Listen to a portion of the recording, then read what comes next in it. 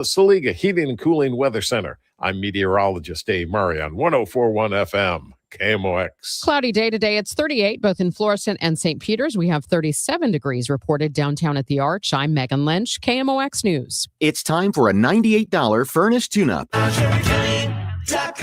Honey, I found the one. Oh, I thought I was the one. Oh, you are, but this one's certified, background check, shows up on time, and can install all the ceiling fans. Heating, cooling, electrical, and plumbing. Trusted pros who do it right. This is the Gashouse Gang on 104.1 FM KMOX. Sponsored by Saliga Heating and Cooling, a Daikin comfort dealer. And by Overhead Door Company of St. Louis and Chesterfield Fence and Deck. Now, the Gashouse Gang on KMOX. It's always good to be on a Gashouse Gang Monday. What's up, Chris Ranji? How are you? Oh, buddy, so much going on. There is. This is a great sports time of year. It's March. It's officially March. College basketball is upon us. Bob Ramsey is with us. For those of you who don't follow college basketball during the year, you are now welcomed in. This is the month that a lot of people are like, oh, yeah, college hoops bracket. I got to fill one out. Who's good? Who's not? Bob Ramsey will let you know about St. Louis University basketball. I'll tell you that. But I'm fired up for March. I was just over at the Missouri Valley Conference office picking up my credential and parking pass for Arch Madness. We have that going on Thursday through Sunday at Enterprise Center. But in the middle of that, I'll be heading to Jupiter, going down to spring training on Saturday. Always look forward to that. I cannot believe this actually makes me feel really, really old. But this is my 30th Cardinals team that I will cover. And that kind of blows me away. Man. 1997 was my first one. My first day at KMOX was the day after Mark McGwire was traded to the Cardinals. And so this will be team number 30 for me. Very much looking forward to it. Yeah. That's a long time. And I interned the following year. Yes, you station. did. Yeah. Yes, you did. I was in the locker room when McGwire went off on the press because they were asking him why he hadn't hit a home run in 3 games.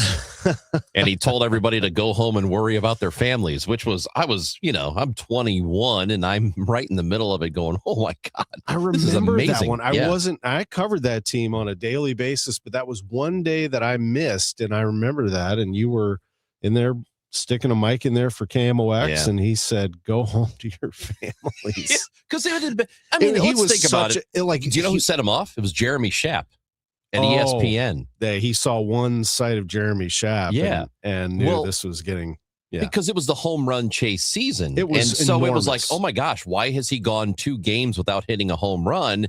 And so it was longer than that. I think it was like 4 or 5 games, and he was on a bit of a drought. And Schaap kept pushing him on it, and McGwire said, you know what?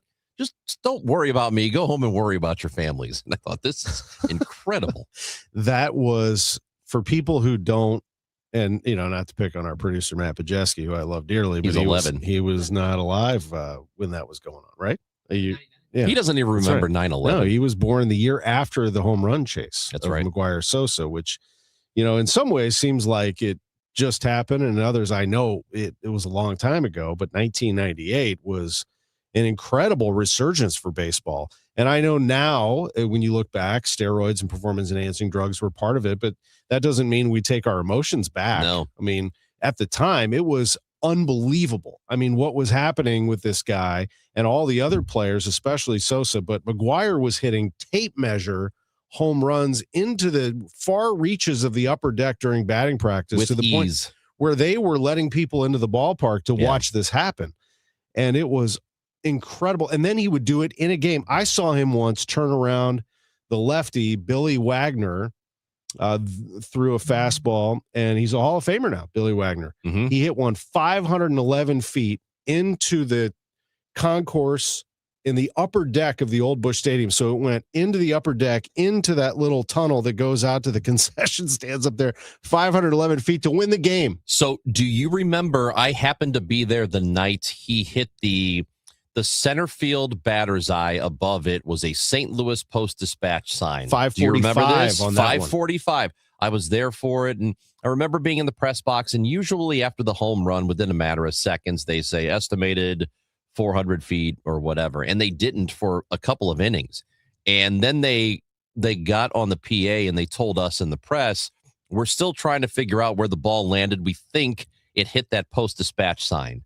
So we're going back and looking at it. And then remember, they put the Band-Aid. Yeah. They put a huge Band-Aid on the sign. Because that, for people who don't remember the old ballpark, that was dead center field, and it was a bomb, an absolute bomb. But anyway, and just real quick to tie this back into the Valley Conference, I know we're going to move on. That tournament, the Arch Madness tournament, starts Thursday, as you said. My Redbirds, the last time they went to the NCAA tournament was about 5 months, I guess, 6 months before he broke the home run record. That's how long it's been. So I'm hoping that when Arch Madness rolls around, our Birds have a little run in them. It's incredible that it's been that long. I can't believe it. I mean, Dan Muller won a regular season title. He was in the last tournament. He was as a player, and he did it as a coach. Yep. And they still didn't let him in because they didn't win the automatic bid, and they Right. couldn't get an at-large at that That's right. point. Man, oh man, are you kidding me? Wow, Man, it's been that that's long. some kind of drought, buddy. Illinois State, by the way, played a heck of a game yesterday. They got a little revenge on Belmont, the number 1 seed, That's right. mind you. Got them 81-74, so they earned themselves a pretty nice-looking seed in the tournament. They are now the 3 seed in Arch Madness. The number 2 seed is Bradley. Yep. And the 4 is Murray State. So Murray State's the one now that has to play Bradley in the second round if they get to that point. They have to get through that 4-5 game. But yeah, that's the setup for Arch Madness.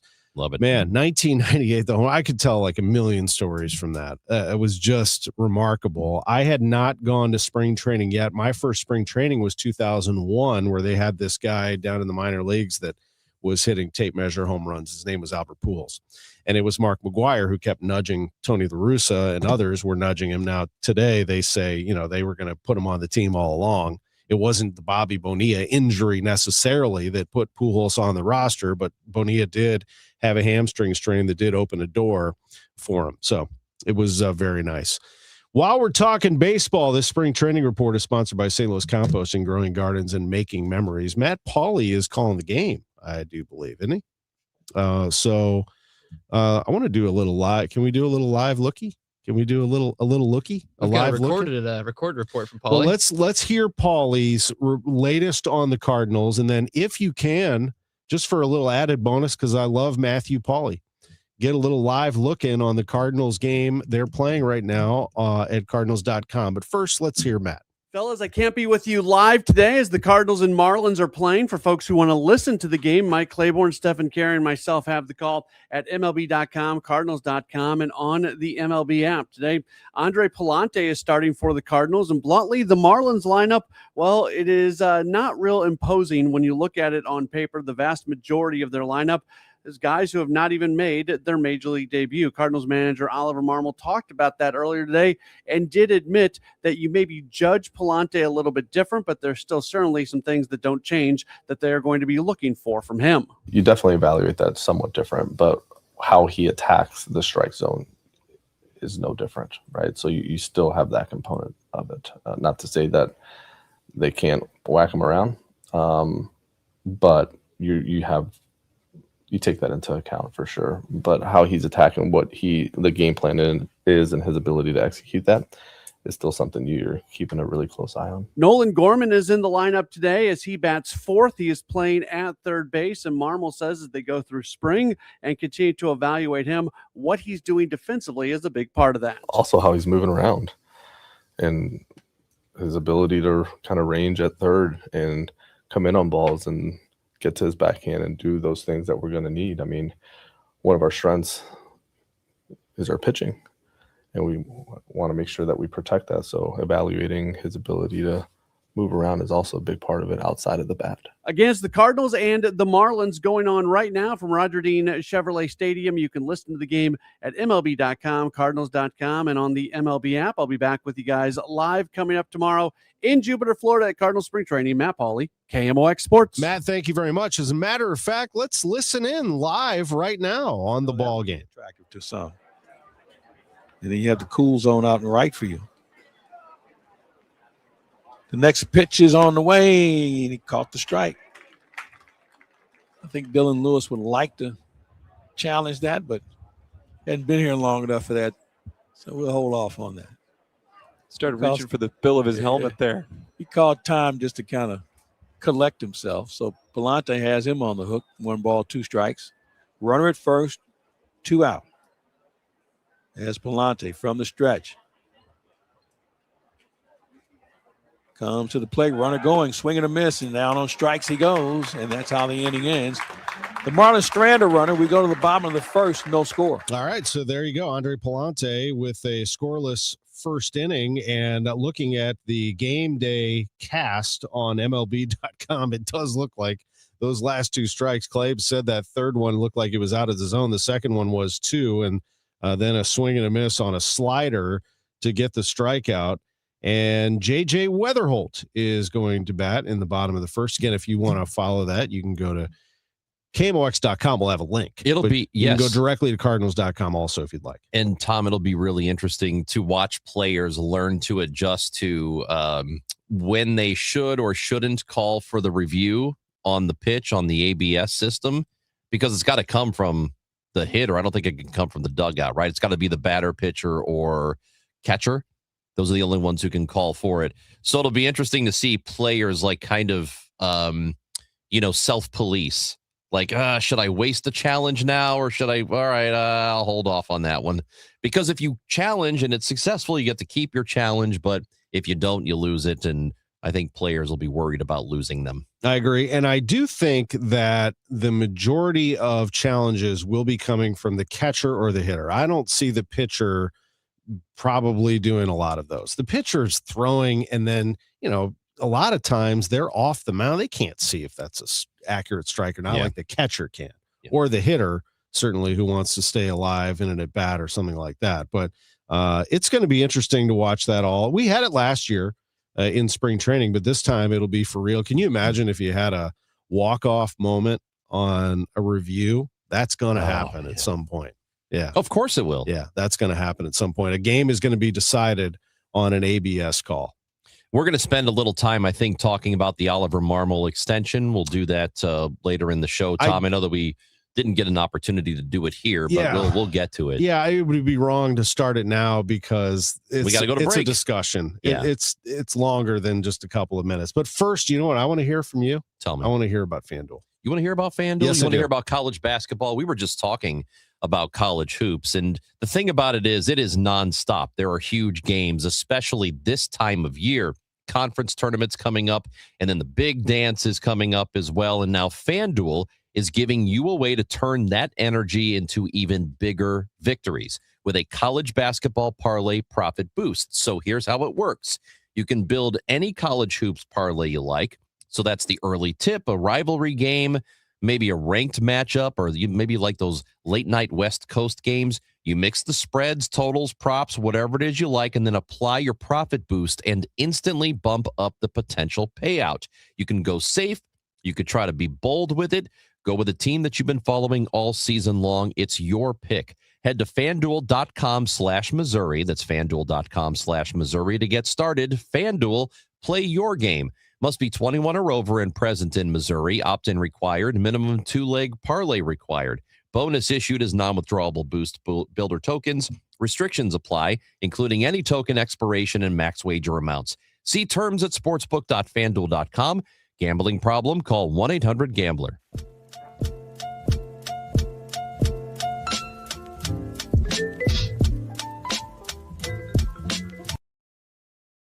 Up and running. That's why he counts on Grainger to get everything he needs, from lighting and HVAC parts to plumbing supplies, all in one place. And with fast, dependable delivery, he's stocked and ready for the next tip-off. Call 1-800-GRAINGER, click Grainger.com, or just stop by. Grainger, for the ones who get it done. Febreze. New Febreze Air Mist has 50% more odor fighters and up to 30% more fragrance than the old formula. So now you can take on 100% more stinky odors, like sweaty gym bags, greasy cooking smells, and the after effects of the dog rolling around in something.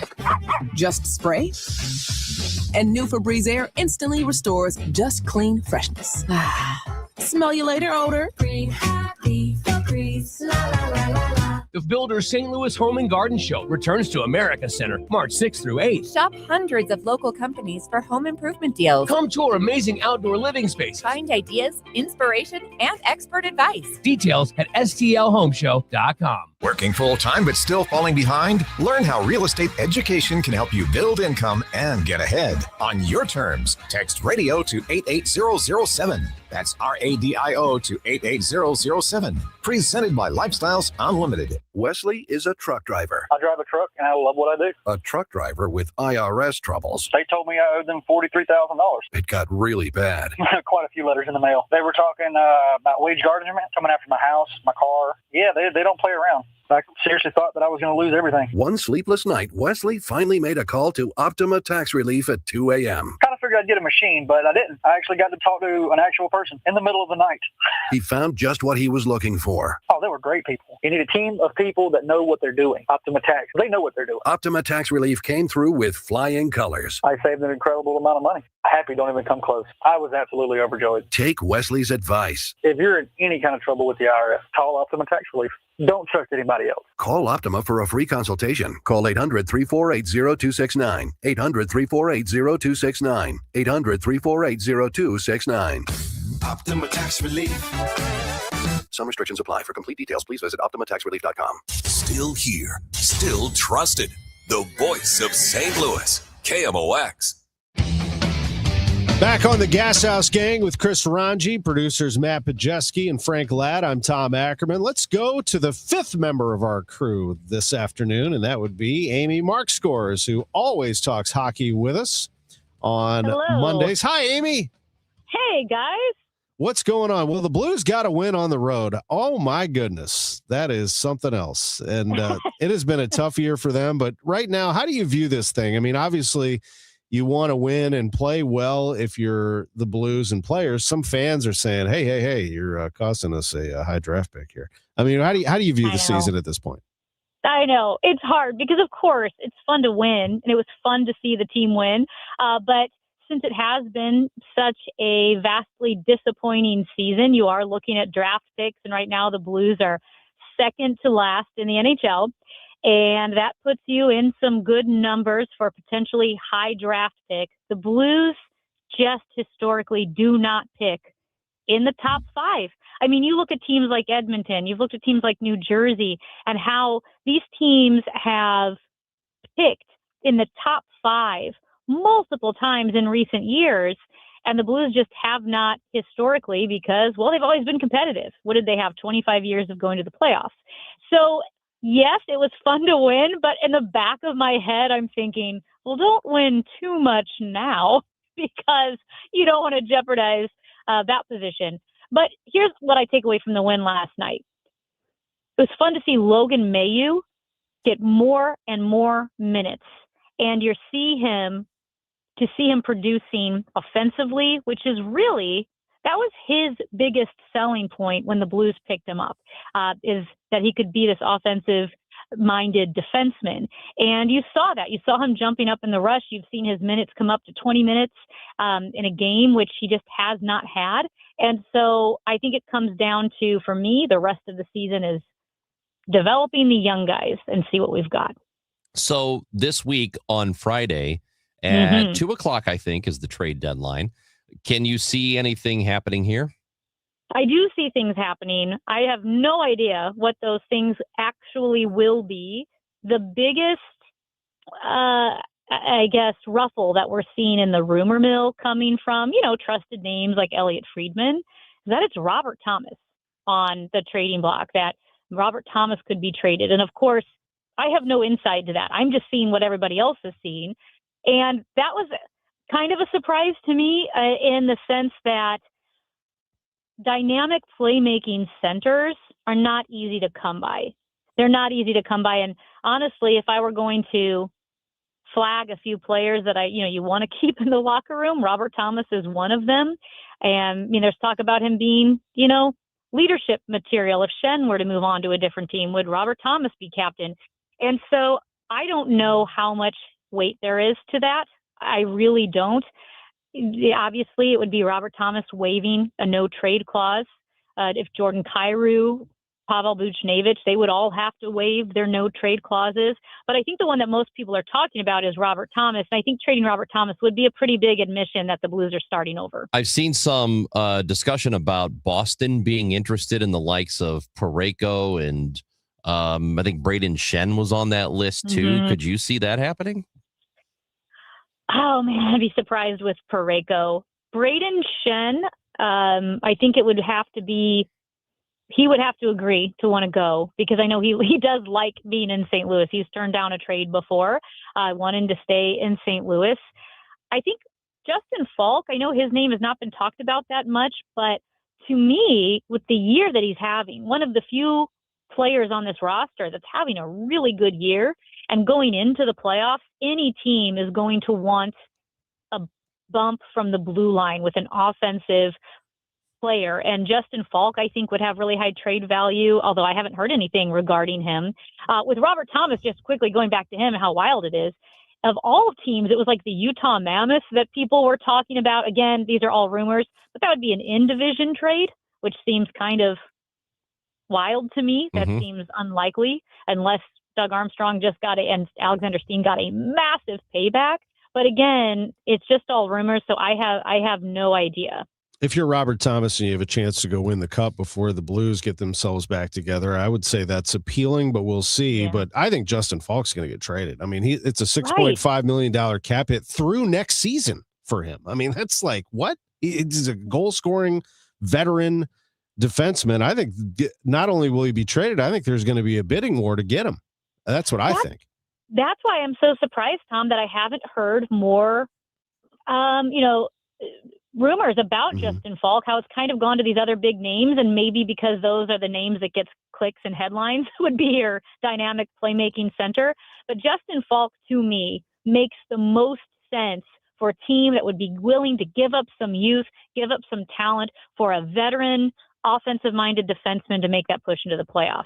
Amy Mark scores. When are you next on with Chris Kerber? Wednesday night, 6 p.m., Matrix Midwest.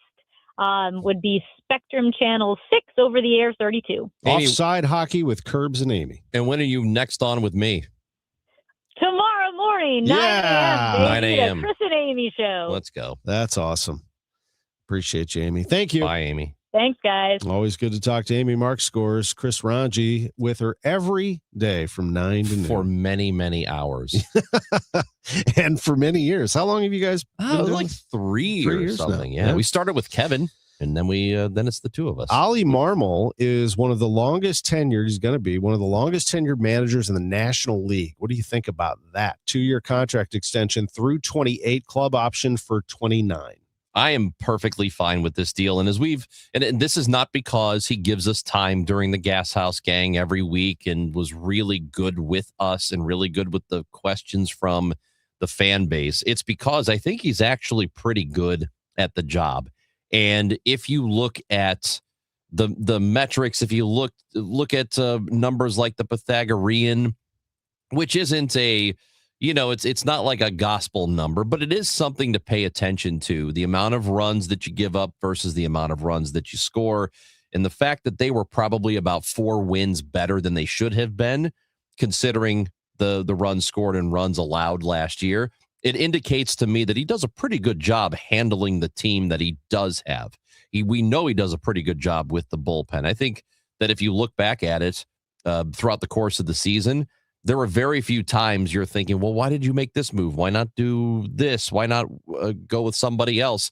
I feel pretty confident in all of that. And knowing all those things and knowing his roster really isn't all that great, I think he's done pretty well with it. And so I am more than happy that they have decided to extend him for another couple of seasons, and it could go longer than that. There's the club option for 2029. I know some Cardinals fans are going to see it and go, well, more of the same stuff. Why not go bigger? I don't know. It seems to me that he is the right guy for right now. I completely understand that there are a wide range of opinions when it comes to Cardinal baseball. All right. So there are a lot of people who don't like him. There are a lot of people who do like him.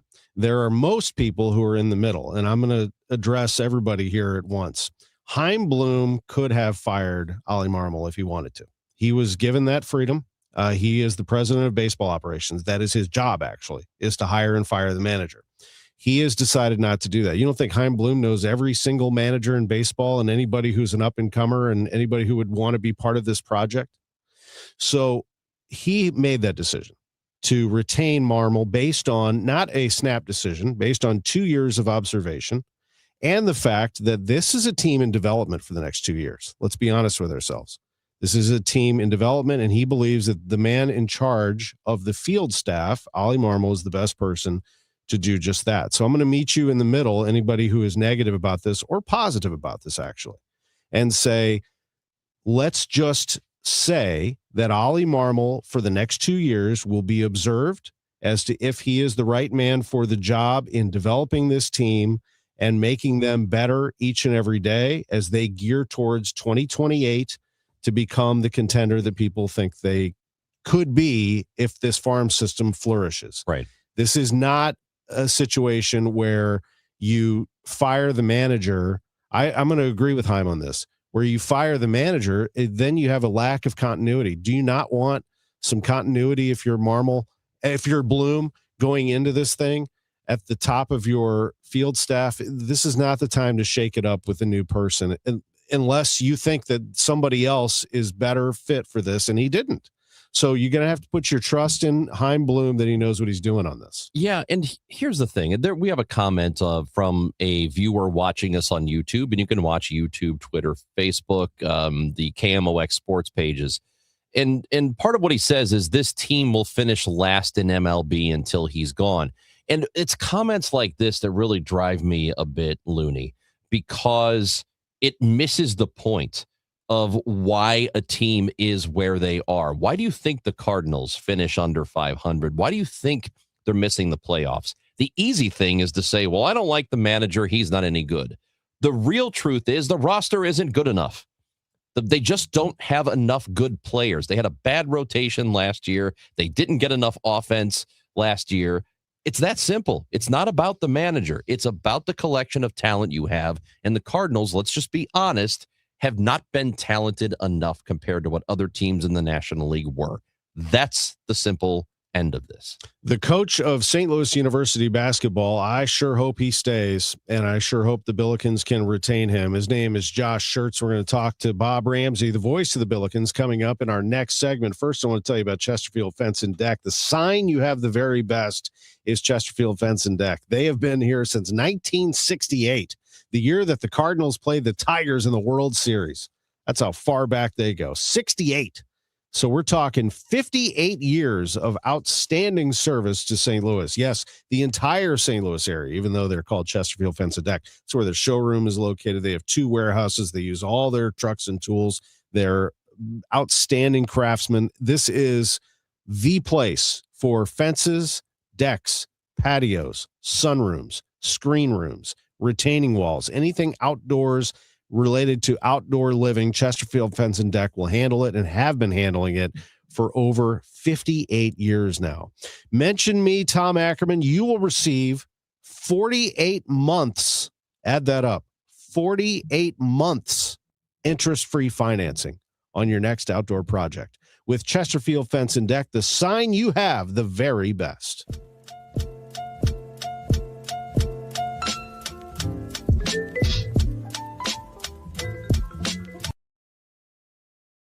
Deep left field, and it's on Gunner. Kevin Wheeler, Matt Pauley, Bernie Miklasz. 3 voices, 1 hour, all Cardinals. From roster battles in Jupiter to pennant races in St. Louis, the Redbird Rush Hour delivers. The Redbird Rush Hour, weeknights at 5 on the voice of the Cardinals, KMOX. Now, KMOX weather from the Saliga Heating and Cooling Weather Desk.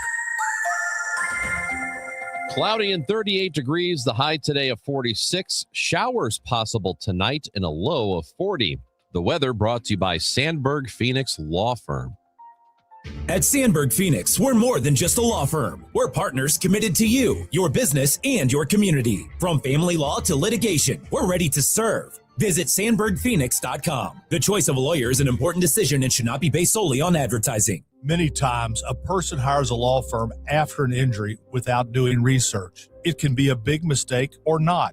Sometimes after you have hired a certain lawyer, you realize you made a certain mistake. But guess what? Just because you hire them doesn't mean you can't fire them. I'm John Morgan of Morgan & Morgan. If you think you've hired the wrong firm, you may have. So do this. Google Morgan & Morgan results or visit forthepeople.com for cases just like yours. You may find that our full-service injury firm should have been your choice in the first place. Last year, almost 12,000 people discharged their law firm and hired us after further research. We became America's largest injury firm for a reason. Visit forthepeople.com today and let's get started. Or call Pound Law on your cell phone. Morgan & Morgan, for the people. The choice of a lawyer is an important decision and should not be based solely upon advertisements. Past results afford no guarantee of future results. Every case is different and must be judged on its own merits. Hey guys, Glover here for my friends at Universal Windows Direct. March is that time of year when a lot of us start thinking about fresh starts, spring cleaning, that kind of stuff. If you are in the market for replacement windows, here's the deal from Universal. When you buy 2 windows, you get 2 for free with no limit, 24 months with no payments and no interest, giving you 2 full years to enjoy the comfort before paying a dime. $500 bonus off your home improvement project. 314-334-2522 or universalwindowsdirect.com. Rush Hour Sports, Matt Pauley, Kevin Wheeler with you here. Bernie Nicholas joins Rush Hour Sports tonight at 5 on America's Sports Voice, KMOX. Back to Sharma, center circle. 10 seconds left. Now to Robbie. From the Cash logo. out, Robbie. Cash out. Bang! Cash out. From the logo. Ball game. Robbie Avila. Man, he's so good. 5 threes for him. That's career high, tying 5 threes for Robbie Avila. 23 points in that game. He had 21 in the second half as SLU beat Duquesne 91-76. It was an absolute pleasure to be on a fantastic crew that had the games this year on TV. Bob Ramsey with the call there on radio. Billiken Report sponsored by Royal Banks of Missouri. Rammer and Earl were honored before that game for 40 years in broadcasting. Bob Ramsey first started doing the games in 1985. And I just feel so good for him. This is the best team that he's ever had. They're 14-2, Ranj. That's the most conference wins SLU has had in its school history. Amazing run for SLU. They're now 26-3. And if they stay at this pace, they're going to have the best winning percentage in school history, the best winning streak in school history. It is, without a doubt, the best team that they have had. Now, Rick Majerus had some really good teams, so I want to be a little careful about at the end of the season how we're looking, because he had some teams that could give you trouble in the NCAA tournament. But I'm here to tell you, Bob Ramsey, and it's great to have you on the show. If Josh Schertz gets this team into the NCAA tournament, I think you got to be careful with SLU. They can come at you in a hurry, and we saw it again against Duquesne. You know, you guys are right. There have been a number of games where they've scored over 50 points and a half, and it's that kind of snowball effect that becomes an avalanche, and that's absolutely what they're capable of. And what's funny is they can achieve it in different ways with different players. For instance, on Saturday, it was Robbie Avila who had 2 points in the first half. And then he comes back and absolutely takes over the game in the second half, not just with scoring, but with defense, rebounding, and assists. And it was really, really fun to watch Robbie just have his way in the second half. So whether it's him or Brady Dunlap or Ishan Sharma, and you could go down the whole list, Kellen Thames, different guys have the capability under a certain set of circumstances to take over a game. I'd like to know how you feel about this, because watching on Saturday, they have fallen behind early in a lot of the games they have played, especially in the last couple of months. But that was one of those on Saturday where Duquesne was they were not missing anything. They were like 100% from three for about 4 minutes to start the game. Their field goal percentage was like 80 something. They just were not missing any shots. So how do you weigh or assess the effort they had, the Billikens, in the first half up against that? Because that's just, that's out of this world. I mean, a team just can't get off to that hot of the start very often. Well, a couple of the 2 or 3 things there in your question. One is it was really odd. The Billikens played their best game of the year against Dayton on January 30th. Since then, the slow start thing has kind of crept into the way they play. So it's really been a whole month now of the slow starts. Yep. But for this one in particular, Coach Sertz told us that he felt the Billiken effort was there. And there are times in sports and in basketball, in this case, that sometimes there are moments where you got to tip your cap to the opposition. Now, he said you don't accept those kinds of things. You still have to be determined in a focused effort to not have that happen. But that previously throughout the month, he thought maybe the team came out a little bit back on their heels, not quite ready to play. He didn't feel like that was as a big a factor on Saturday. It's yeah. Go ahead, Bart. Go ahead. No, I was just going to say, like, it's not a big physical team until Paul Otieno comes into the game and Thames. And when he put Otieno and Thames in the game together, I said, okay, here we go. I mean, you want some physicality? Let's go. And Otieno is one of those guys. He's imposing, and he made a huge difference in that game, I thought. And I think he'll do the same thing from here on out. The first hint, Rammer, that they feel like they're getting pushed around, Otieno comes off the bench and comes into the game. Yeah, and for much of the game, they were I think it had season high minutes, and he and Robbie playing together presents a bigger challenge for the opposition because it allows Robbie to kind of hang out up top and play that high post passing stuff where the offense runs through the high post, and Paul's on the baseline block to block, and I think you'll see some.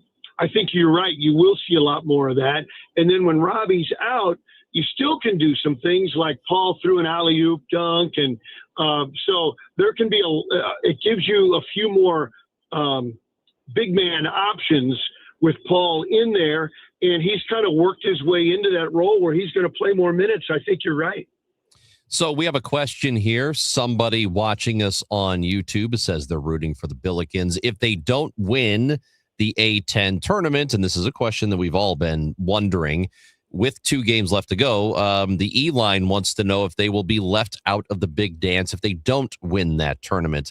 My feeling, and this is just a gut, is that if they win out in the regular season here, they're probably okay, Rammer. Do you think so? Well, each game, if you win or lose, presents a little bit different scenario when it applies to the NCAA tournament. If you win out, you're automatically in. If you lose in, let's say, the A10 championship game, but you've won your other games going up to that, that'd be 4 more games. I think you're in great shape. Anything with each game that maybe you don't win under that total, I think that it presents I think the odds change just a little bit each time. If you lose Wednesday and then you lose Saturday, then you lose in the first round of the NCAA tournament, of the Atlantic 10 tournament, you're in big trouble, right? You're in big trouble. But if you win those games, you're in great shape. So, and that's what it should come down to. It shouldn't come down to the wins above bubble and all that baloney. It should come down to who's winning games and who's losing games. I agree with you on that. I know this about Wednesday is it is going to be an emotional day. There's no other way around it. And Josh Schertz will probably downplay this until it actually happens, but there will be some tears flowing in that place with Josh Schertz and Robbie Avila on senior night at Chaffetz Arena. I mean, Rammer, they have been together since Robbie was a high school kid, and he called Josh and said, I'm in. I'm coming to Terre Haute. Yeah, that's going to be really, really emotional. And 2 kinds of guys that are really pragmatic people, analytics people. So it'll be really interesting to see how, when the moment hits them, how they'll react to it. Now, keep in mind, I think it would have even more impact on them if they'd both been here all 4 of Robbie's years in St. Louis. So does that change it? I don't know. And they both know that hopefully they have a number of more games together moving forward. So there's a lot of things going into that. But when you're talking to tears flowing, I'm getting to be an old sappy guy, and that kind of stuff is really meaningful to me. So it'll be funny to see how the old timers on the sideline react too. Well, two things. One, it was absolutely wonderful to see you and Earl out there on the floor with Coach Schertz, Chris May, and everybody honoring you for 40 years behind the microphone. I mean, how special was that? It was really nice, but Tom, you buried the lead. What's that? Earl and I got fat heads in the student section. You did. You and Robbie and Earl. That's the story of the year. No question. You hadn't had those before? Never. Oh, wow. Oh, that's pretty cool. Isn't that crazy? Second part of it, how about this? That is awesome.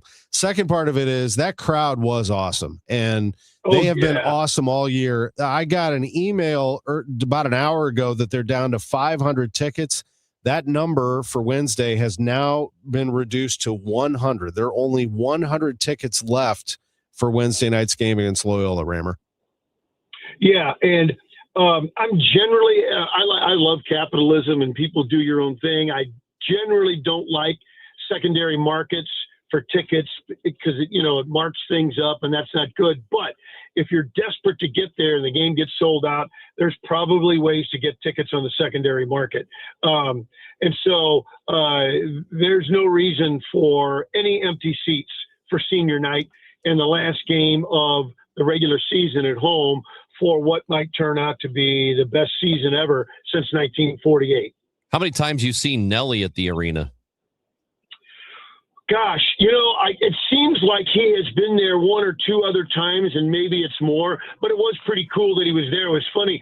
There was a gentleman actually a little bit older than me sitting 2 seats down. He goes, "Oh, yeah, I'm here with Nelly and all that." And I go, "Be sure and tell him how many of his songs you've downloaded." And he just the 75-year-old guy, and he just looked at me and smiled. "Okay, you got me."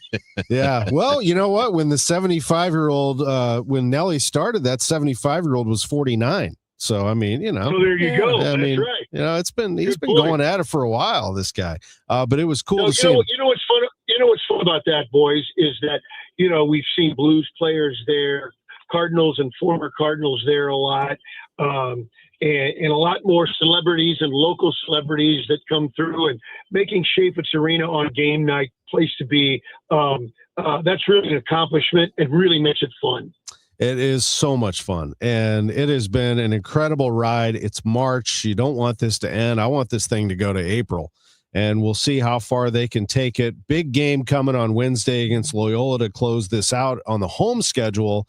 Then they play at George Mason, and then the A-10 tournament, which if they do secure the number 1 seed, they won't have to play until next Friday. So they'll have some time to prepare for that double bye and get ready for the A-10 tournament. Bob Ramsey, it is always a treat to hear your voice on this radio station. We're going to hear it again tonight because you have the coaches show with Josh Schertz, and then again Wednesday at home against Loyola. It's going to be an absolute blast. Thank you, fellas. It will be a lot of fun. We're at Ballpark Village tonight. I think there's some autographs and some giveaways for tonight, so try and stop by. The food is great there. The atmosphere is great. So we'll see everybody tonight, and that'll be 6 o'clock on KMOX. 6 o'clock indeed, and we look forward to that. Your reports are sponsored by Royal Banks of Missouri. Our friends at Royal Banks offer tailored commercial banking services designed to help your business reach the next level. You have more than just a bank. We'll be a local partner invested in your success. Call 314-212-1500 for more details. Royal Banks of Missouri. Member FDIC, an equal housing lender.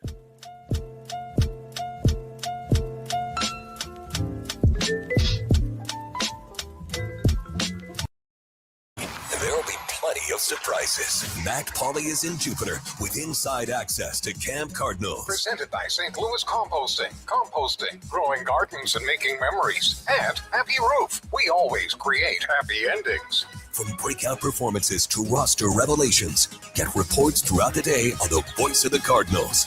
KMOX. Hi, this is Charlie Brennan. I see clearly now thanks to the doctors, Greg Birdie, Ranjan Malhotra, Robert Brusati, and Andy Royer. You can too. YourEyeDoc.com. Larry Older here. One of the most rewarding parts of sharing Relief Factor with you is hearing real stories like that of Sandra. She tells us, I've been hearing about Relief Factor on the radio for a couple of years, and I finally decided to try it because nothing else was helping my back pain. I know the feeling. With a 3-week quick start, she said, I went for it. Now I feel like a new person. That's Sandra's own words, and it's so gratifying to hear. I've told you about my brother Kirk having difficulty going up and down the stairs in the morning. He wouldn't listen to me. I told him to take Relief Factor. He finally did. Began moving better, feeling stronger. Too bad he didn't listen earlier. Try it for yourself. The 3-week quick start. And see how Relief Factor could be your game changer too. It is only $19.95. Think about it. Do the math. Less than $1 a day.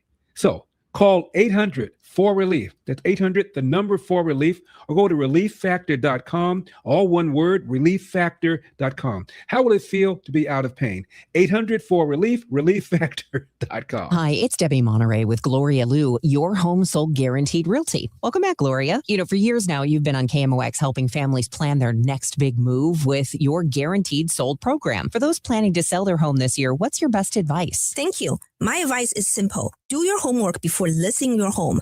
Our market is stabilizing, inventory is tightening and moving fast. In other words, the realtor you choose to sell your home really matters. That's why my sellers love my guaranteed sale program. I guarantee to sell your home at your agreed upon price and time frame, or I will buy it myself. I have thousands of buyers in my buyers in waiting database, so your home may already been sold before it's ever hit the market. Higher demand, more competition, and more money for your home. Friends, if you want a realtor who will guarantee results, call the one I trust, Gloria Liu, at 314-325-6888. That's 314-325-6888, or visit gloriahasthebuyers.com. Gloria and seller must agree on price and possession date. If you owe back taxes, listen carefully to rule number 1. Never go up against the IRS alone. They're cracking down, freezing bank accounts, garnishing paychecks, canceling passports. Even your home or business could be at risk. But here's what they don't tell you. The IRS has powerful tax relief programs that could save you thousands if you qualify. That's why smart people call Optima Tax Relief, America's #1 tax resolution firm. Nobody knows these programs like the experts at Optima. Their team of tax attorneys and licensed professionals have resolved over $2 billion in tax debt for people just like you. The IRS is not stopping, so don't wait, and don't take them on alone. For tax help you need, for tax help you can trust, call Optima today for a free consultation. Call 800-348-0269. 800-348-0269. 800-348-0269. Optima Tax Relief. Some restrictions apply. For complete details, please visit OptimaTaxRelief.com. Now back to the Gashouse Gang, sponsored by Saliga Heating and Cooling. And by Overhead Door Company of St. Louis and Chesterfield Fence and Deck. On 104.1 FM, KMOX. Gashouse Gang for about 6 more minutes, and that's plenty of time to talk about the AP Top 25 featuring not 1, not 2, but 3 of your favorite local teams. Let me break this down for you. Number 1 team in the nation is Duke, followed by Arizona and Michigan and UConn. I've been saying those are my top 4. Those are the 4 teams you're going to have to deal with, I think, to get to the Final Four. But look out for Florida. I mean, they just dropped 111 points on Arkansas. They look incredible. They're ranked 5th. They are the defending national champions. Then a couple of teams that have slipped, Iowa State and Houston. Michigan State jumped 5 spots up to 8. They beat Indiana yesterday. Nebraska and Texas Tech, who beat Iowa State in Ames, wrap up the top 10. Illinois slips 1 spot to 11. They should be fine. They're going to be probably not playing in St. Louis. There was a question about that from the E-line. I don't think so, but we'll see. I mean, if they make a run and they win the Big Ten tournament, they could get rewarded that way. It's not out of the question yet, but for right now, I have not seen them placed in St. Louis in any bracketology. Gonzaga, Virginia, Kansas, Purdue are through the top 15. Then you go Alabama, North Carolina, St. John's, Miami of Ohio moves up to 19. They are 29-0. And Arkansas, St. Mary's, Miami, Tennessee, Vanderbilt, and St. Louis. SLU is in the top 25 still at number 25. They slipped just 2 spots after losing at Dayton, but coming back and beating up Duquesne. Look who's in at number 29, just 4 spots out of the top 25, the University of Missouri. Yep, Missouri is right there, man. Missouri is right there. They're 20-9, Ranj. They are now at that magic 10 wins in the SEC, I think the Tigers are in this tournament. I mean, I don't see, unless they completely collapse here, they've qualified. They've beaten enough top 25 teams. They've won their 10 SEC games. They've finished strong, and it's a done deal. I think it's done already. Yeah, probably. I mean, they're right now their net ranking is at 47. So I think from their perspective, it's probably good enough to get in. Excuse me, that's their Ken Palm, not their net. Their net ranking at the moment, they are at 53. So, yeah, I mean, I think those last couple of wins likely get them in. The good news for the Billikens, as we have been talking about them a lot, having stayed in the top 25, which is good news. I mean, they're still right around that same range they were in the net. I think they're 24 now, 27 in the Ken Palm. So, like, these are some really good numbers to pay attention to. I just feel like if they win the next couple of games, regular season games, I think they're likely in NCAA tournament, I think. But I would hate for them to win the next two and then lose, because they're going to be a high seed. They'll be the number one seed in their conference tournament. I'd hate for them to lose that first round game that they play. Yeah, there are a couple, trio actually, of OVC teams, local teams, that are going to make a run here and try for it. SIUE and Lindenwood, they both play on Wednesday in the OVC tournament in Evansville. SIUE's got Eastern Illinois, and Lindenwood has Arkansas Little Rock. And then you got SEMO. I mean, SEMO is a real threat here to win the OVC. Remember, automatic bid there too, and they've both done it. At SEMO and SIUE have both done it. Now Lindenwood is eligible to get into this tournament if they can make a run. I don't know if they're good enough to do it, but I think the other two are. But we'll see. But those three are in contention for that. And, of course, we talked about the Missouri Valley Conference tournament. I just love this time of year. Look, back to Illinois real quick. They're 5 in the net. 5. Mm-hmm. They're way up there. Don't worry about it. Michigan is, in my opinion, the best and most complete team in the country, even though their ranking might not reflect it. I think they're better than Duke and Arizona. I think Michigan has every piece, and it doesn't surprise me at all that they went into Champaign and won. This Illinois team will be just fine. They're the tallest team in the country. They're super talented. They're very well coached.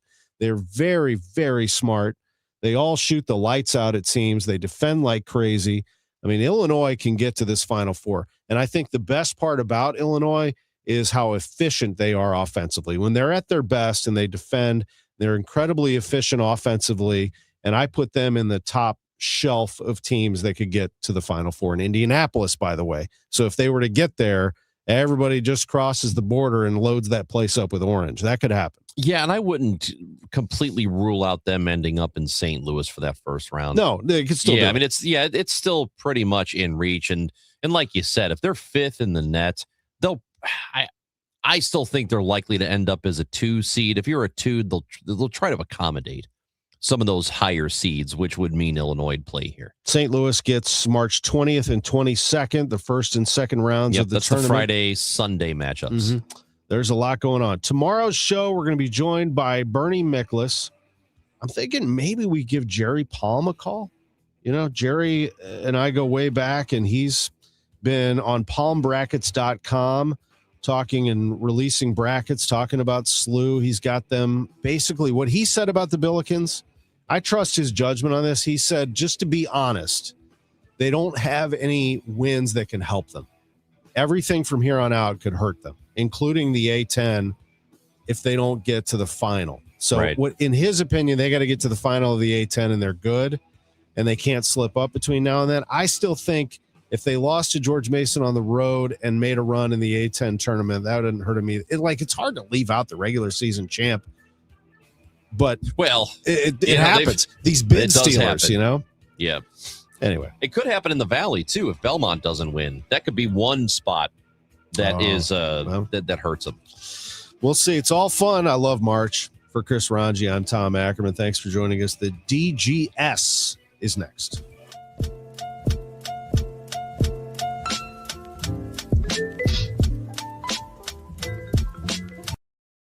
Center. The top marine dealers from the Lake of the Ozarks will be on site with a new